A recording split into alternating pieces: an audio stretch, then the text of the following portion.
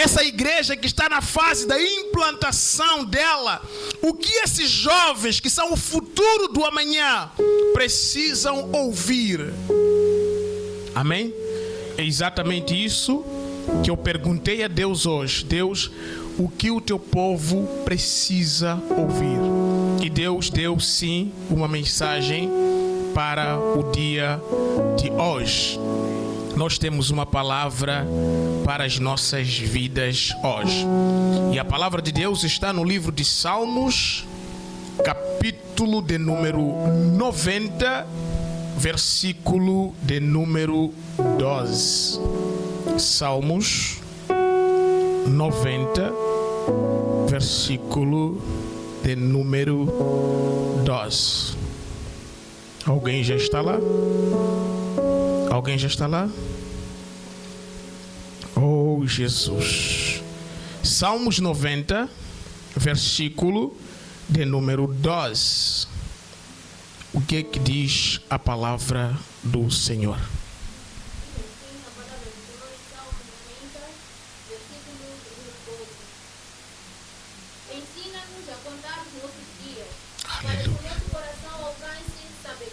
Aleluia. Salmos 90, versículo 12. O servo do Senhor está orando ao Senhor, dizendo: Pai, ensina-nos a contar os nossos dias. Aleluia. Para quê? Por que nos ensinar a contar os nossos dias? Para que o nosso coração alcance sabedoria. Aleluia. Eclesiastes, capítulo 7, versículo de número 1, diz a palavra de Deus: melhor é a boa fama do que o melhor remédio, e o dia da morte do que o dia do nascimento. 2. Melhor é ir à casa onde há luto do que ir à casa onde há banquete. Por quê? Porque naquela casa está o fim de todos os homens, e os vivos o aplicam ao seu coração. Aleluia! Do que é que vamos falar no dia de hoje? Vamos falar da brevidade das nossas vidas. Aleluia! Incline a sua cabeça e vamos orar. Pai da glória, queremos te dar graças nesta manhã, aonde queremos compartilhar a palavra de vida, a palavra que o Senhor quer que dela nos concentremos, nos alimentemos e prosperemos dentro desta palavra. Senhor, abra os céus para nós e alimente-nos com estas verdades, para que o nosso coração alcance sim a sabedoria, em nome de Jesus. Aleluia. Podemos nos assentar. Amados irmãos, também no livro de Eclesiastes, capítulo 4, o servo de Deus, ainda o Salomão, ele diz: depois prestei atenção e observei todas as violências que se fazem debaixo do sol, e eis que vi as lágrimas dos que foram oprimidos e que não tem quem os console. O poder estava do lado dos seus opressores, mas eles não tinham quem os consolassem. Por isso, considerei os que já morreram mais felizes dos que vivem ainda. 3. E melhor que uns e outros é aquele que ainda não nasceu, pois não viu as más obras que se fazem debaixo do sol. O que é que o Salomão traz aqui como uma revelação para nós? Ele diz que observando a vida do ser humano, observando os homens sobre a face da terra, Salomão vendo as turbulências, Salomão vendo os apertos, Salomão vendo os aquéns que os homens vivem sobre a face da terra, Salomão chega a uma conclusão: aquele que está morto é mais feliz do que aquele que está vivo. Aleluia! Por que Salomão chega a esta conclusão? Salomão conclui isso porque aquele que está vivo ainda está sujeito aos problemas dessa vida, ainda está sujeito às enfermidades que o mundo tem, ainda está sujeito à fome, às desgraças, às guerras. E ele chega à conclusão: não, aquele que já morreu já está tranquilo, porque já não passa por essas coisas, do que aquele que ainda está vivo. E ele vai mais fundo em dizer que dentre esses dois ainda existe uma terceira classe que é melhor que esse que já morreu e que esse que ainda está vivo. É aquele que ainda não nasceu. Aleluia! Porque aquele que já morreu também passou por essa vida, também viveu as desgraças que a vida tem, mas aquele que ainda não nasceu ainda não passou por essas circunstâncias todas. Quem foi Salomão? O homem mais sábio que já existiu sobre a face da terra. Não tem Aristóteles que se compara a Salomão. Aleluia! Não tem Sócrates que se compara a Salomão. Não tem nenhum historiador que se compara a Salomão. A sabedoria de Salomão é uma sabedoria inédita. Mas o homem mais sábio, o homem mais rico, o homem que mais bem viveu sobre a face da terra, chegou a estas conclusões. E qual conclusão mais Salomão chega? Eclesiastes 7. Ele diz que a boa fama, a boa reputação, aleluia, ela é muito melhor do que um bom perfume. Amém? Você pode andar cheiroso sim, mas ser podre na sua reputação. Mas você pode não ter perfume sim, mas ser uma pessoa elegante no seu comportamento. Salomão está a dizer: do que adianta cheirar o perfume mais caro se o teu comportamento, se a tua conduta cheira mal?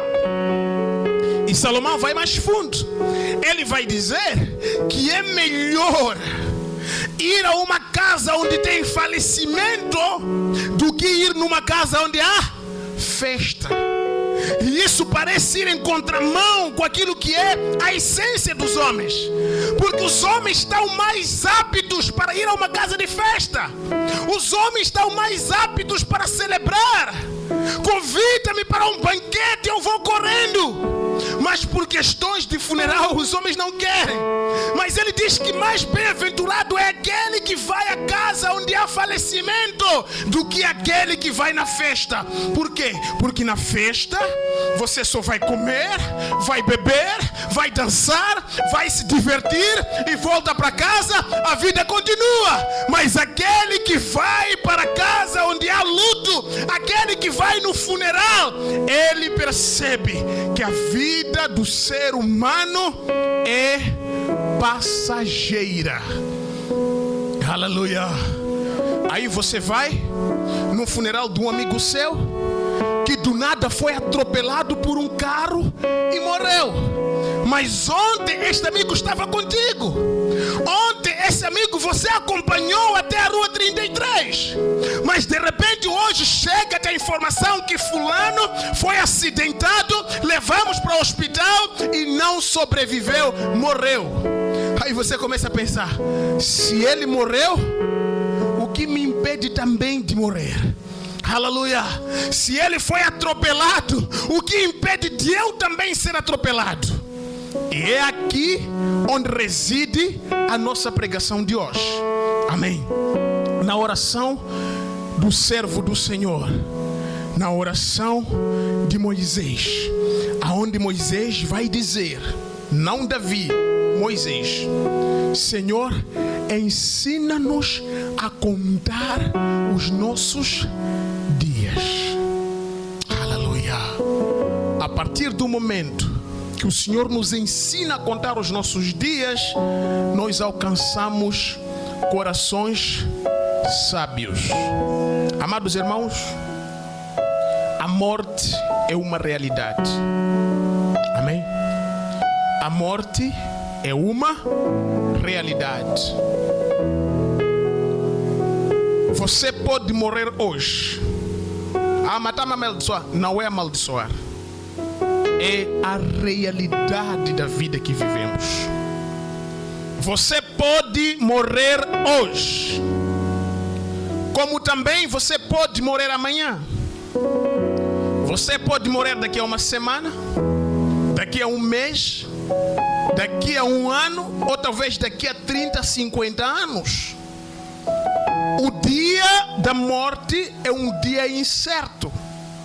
Nenhum ser humano sabe com precisão o dia da sua morte.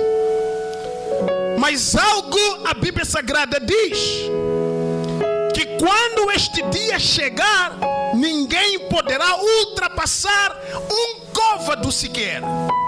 Se o dia que Deus determinou que este é o dia em que eu marquei para que você morra, você não passará deste dia.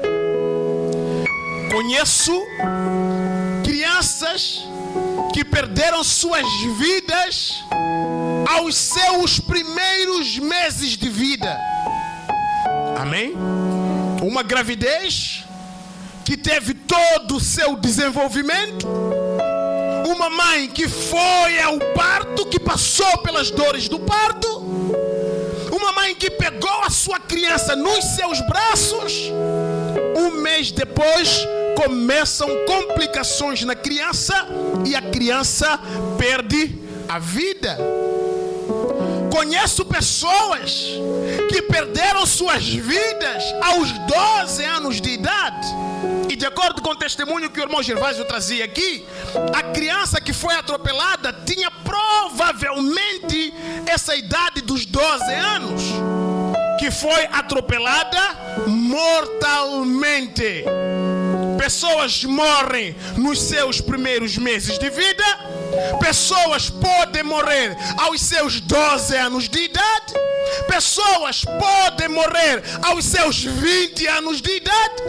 Isso significa que não existe uma idade em que se diz que não, a partir daqui já se está à espera da morte. Amém. Qualquer idade poderá ser a idade da morte. Você precisa perceber que a vida que você tem é uma vida emprestada. Você precisa entender que você não é o dono da sua vida. Você precisa compreender que o dizer que este corpo é meu, esta vida é minha, é um engano. Porque você só é dono daquilo que você tem controle. Mas daquilo que você não tem controle, você não é dono de nada. O dono da vida é Deus. Deus deu a vida. Deus pode tirar a vida. E Deus determinou nele o dia e a hora em que você pode sair desse mundo. Portanto, irmão, se a vida que você tem, primeiro, não é sua, se a vida que você tem pode ser tirada de você a qualquer momento, que pode ser hoje, pode ser amanhã ou depois, a palavra de Deus, ela diz: